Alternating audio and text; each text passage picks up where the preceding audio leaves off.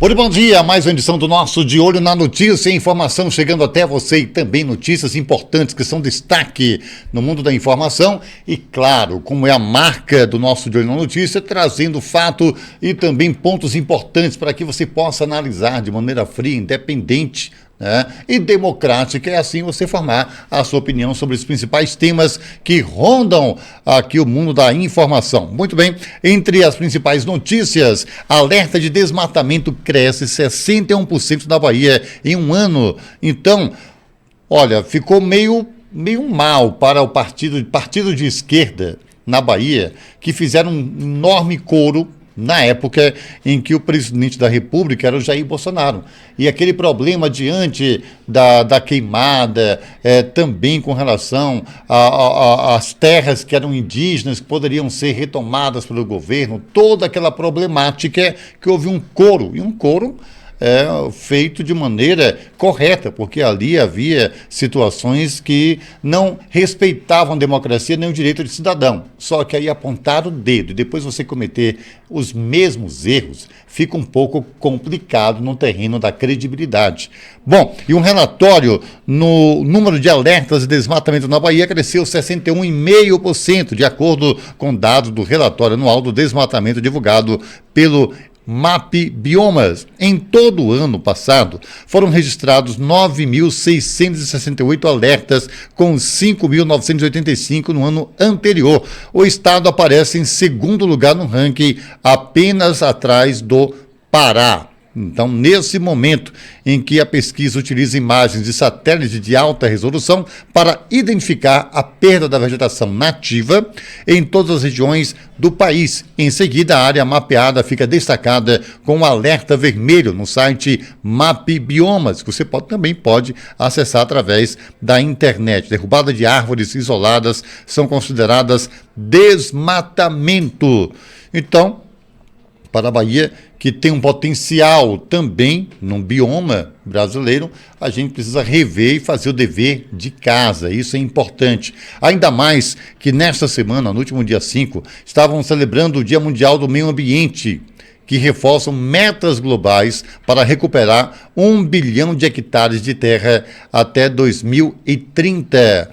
E é exatamente quando se comemora, se celebra o Dia Mundial do Meio Ambiente, quando nós enfrentamos uma notícia como essa, que na Bahia cresceu e consideravelmente o desmatamento, e ainda temos que enfrentar uma luta, uma briga para preservar o litoral brasileiro, porque a PEC das praias privatizadas, como estão bastante conhecidas, prejudica e muito o meio ambiente no litoral brasileiro, principalmente no Nordeste, áreas de mangue principalmente. Então, a gente aguarda que essa conscientização fique um pouco mais abrangente àqueles que decidem em Brasília e que, infelizmente, não perguntam ao brasileiro, que é o principal interessado, se concordam ou não concordam com as leis e decisões que são levadas a Brasília. Infelizmente, o povo brasileiro, que é o chefe, que é o patrão, e que o político é seu funcionário, é o último a saber das decisões que os seus funcionários tiveram sem consultar a população. Infelizmente, é uma política que prejudica e muito, de maneira bastante abrangente, todo o povo brasileiro e, consequentemente, o território nacional. Uma outra notícia, mas antes quero avisar que daqui a pouquinho tem Jornal do Meio-Dia com J. Sidney, daqui a pouquinho para você através da sua Líder FM. A gente sempre trouxe aqui a responsabilidade de um proprietário do celular.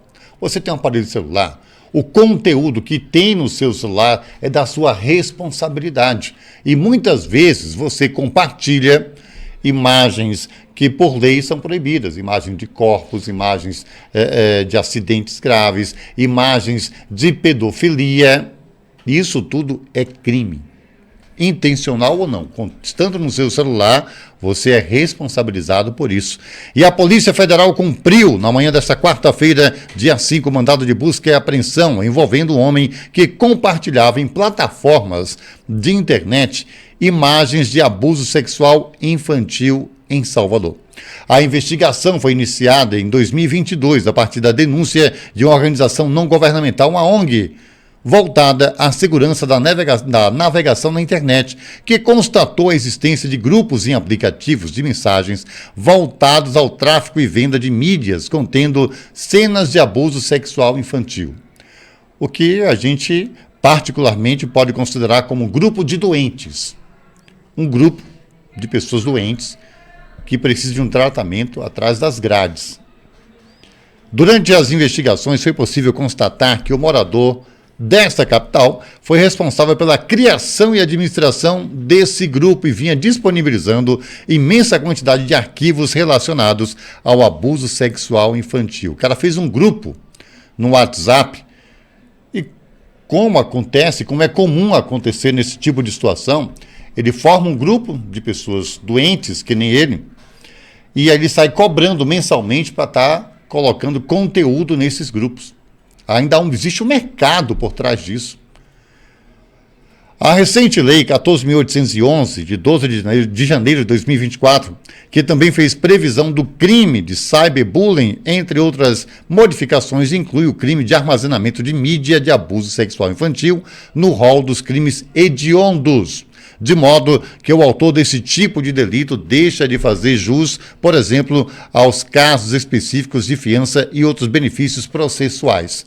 Então é um caso em que, na linguagem popular, é pouca conversa, joga atrás das grades e a gente espera o processo preso, porque ele pode interferir nas investigações caso esteja solto esperando a liberdade do processo. Também seguindo com mais informações, Salvador e região metropolitana registram recorde de adolescentes mortos a tiros nesse mês de maio. O balanço da violência armada no mês de maio em Salvador e região metropolitana, feito pelo Instituto Fogo Cruzado, apontou um novo recorde negativo de violência.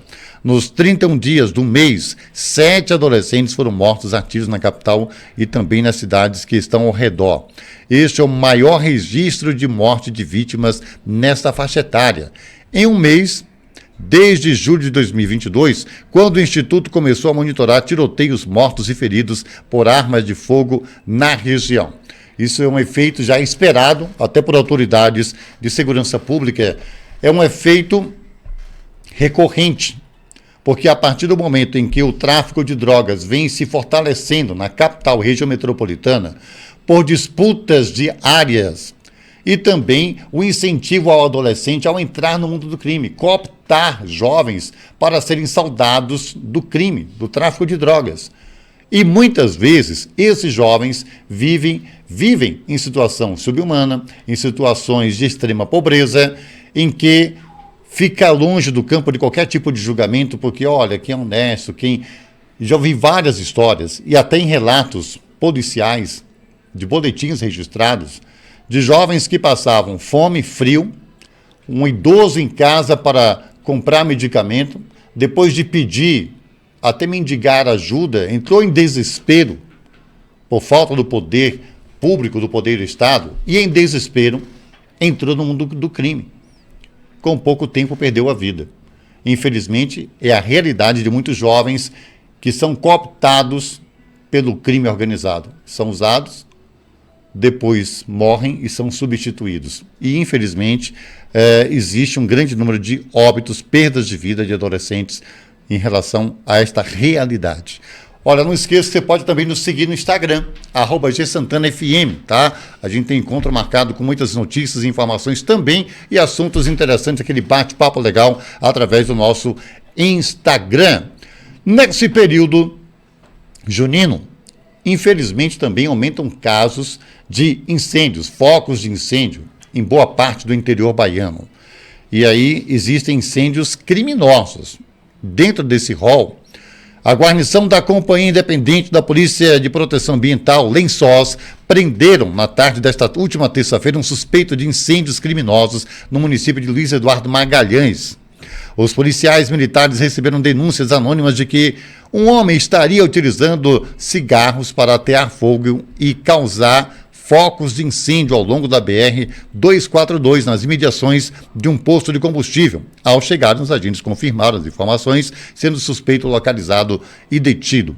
A ação faz parte de uma operação especial da Semana do Meio Ambiente, realizada pela região oeste, na Chapada Diamantina e Semiárido Baiano, CIPA Lençóis. Infelizmente, é uma dura realidade que nós enfrentamos, principalmente porque muitas cidades do interior não possuem unidade do Corpo de Bombeiros, o que impossibilita o enfrentamento aos focos de incêndio ainda no início, e ainda trazer gravidades, trazer aí óbitos.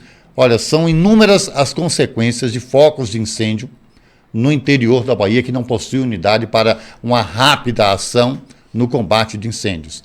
Aqui no interior, nós já registramos aqui idosos que cuidam da roça, da terra, em que foram tentar colocar ali fogo para queimar o lixo da plantação e, resultado, morreram carbonizados exatamente pela falta de orientação, a falta de capacidade até física para fugir daquele momento. Trazendo a notícia para a nossa região, falar de Gentil do Ouro. Tá chegando então, hein? Tá chegando o São João de Itajubaquara 2024, o Arraiá do Caldeirão. O Gentil do Ouro, a cidade que tem uma atração à parte, que é exatamente pelas suas belezas naturais. As suas belezas naturais, que já foram motivos de manchetes nos principais jornais, na imprensa nacional, consegue ter um atrativo para aqueles que gostam daquele clima frio, e ainda tem aquele São João, com aquele clima junino, com todos os festejos juninos proporcionam.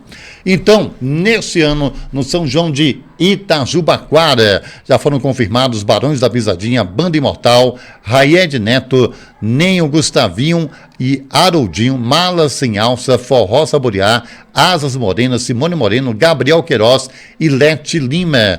O São João de Itajubaquara ocorrerá dias 21, 22 e 23 de junho. Então, mais uma opção para você que vem passar o São João no interior.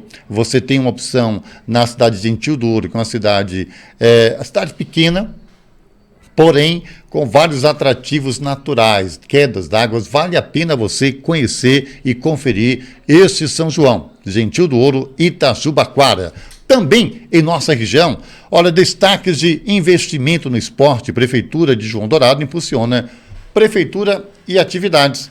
Então a gente traz aqui para você a informação de que a Prefeitura de João Dourado tem se destacado por seus significativos investimentos no esporte, utilizando recursos próprios para transformar a infraestrutura esportiva do município e promover atividades que beneficiam toda a população. Você pode conferir na imagem, com o objetivo de facilitar o acesso dos cidadãos aos locais de prática esportiva e incentivar a participação comunitária. A administração municipal tem desenvolvido uma série de melhorias e construções estratégicas.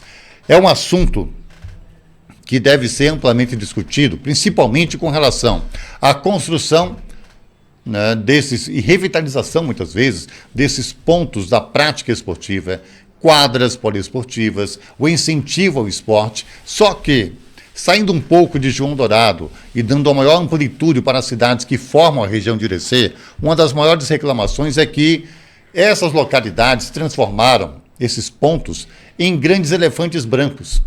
Porque existe a quadra, só que o incentivo à prática do esporte tem que partir também do poder público. São quadras em bairros carentes, em que a população carente, geralmente jovens, crianças, não tem condições de comprar um tênis, uma chuteira para praticar o futebol, ou comprar a bola para praticar o vôlei, o basquete, o futsal. Então, se transformam em elefantes brancos.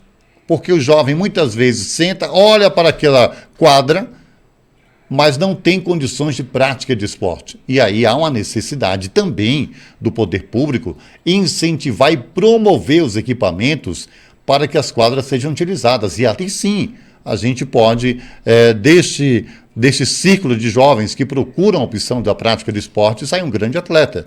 Agora, infelizmente, é a dura realidade. Nem todos têm condições da prática esportiva com relação a equipamentos para a prática. Então fica esse ponto também para diversas prefeituras aqui da região de Irecê, porque tem sido uma reclamação comum por parte de muitos jovens. E também falar sobre a notícia boa. Lei sobre cuidado de pessoas com Alzheimer é sancionado. O presidente Lula sancionou nesta última terça-feira a lei que cria a Política Nacional para cuidar de pessoas com Alzheimer e outras demências. O texto foi aprovado pelo Congresso Nacional. O Brasil tem uma população de mais de 30 milhões, preste atenção, hein? 30 milhões de idosos que precisam de políticas públicas fortes de prevenção em saúde para ter uma velhice mais saudável, destacou o presidente na postagem nas redes sociais. A nova legislação prevê que o poder público deverá orientar as redes públicas e privadas de saúde sobre doenças que ocasionam perda de funções cognitivas e associadas ao comprometimento da funcionalidade, bem como identificação de sinais e sintomas de fases iniciais. E são 30 milhões de idosos. E, infelizmente, a política da saúde pública nem sempre atende a esta parcela da população. Recentemente, em um PSF de uma cidade aqui no interior da Bahia, na região de Irecê especificamente, em uma palestra em que as mulheres foram convidadas exatamente para a conscientização do exame preventivo. Só que aí, segundo testemunhas e que me foi confidencializado, na palestra foi dito que as mulheres estariam fazendo seu exame preventivo até os 60 anos seria o último. Como se a mulher tivesse ali decretado que a partir dali é Deus na causa, ela pode morrer disso, que o governo não vai gastar recursos com a mulher fazendo exame preventivo depois dos 60. Tem mulheres que chegam a 100. Isso pode acontecer. Isso pode ter problemas sérios na saúde da mulher. Só que quanto mais idosa ela for, menos cuidados ela recebe por parte do poder público na área de saúde. Então, é horrível ter que lidar com uma situação como essa. Quer dizer que uma mulher ela tem uma atenção da área de saúde até uma determinada idade. A partir dali, ela vai sendo colocada de lado para dar prioridade aos jovens. E isso é um total desrespeito à vida. Desrespeito à vida. E à história de vida daquela mulher que contribuiu durante toda a sua existência. Vai ficando por aqui, então, o nosso De Olho na Notícia. Amanhã tem mais uma edição do nosso De Olho na Notícia. Daqui a pouquinho tem o Jornal do Meio-Dia. Um abraço a todos.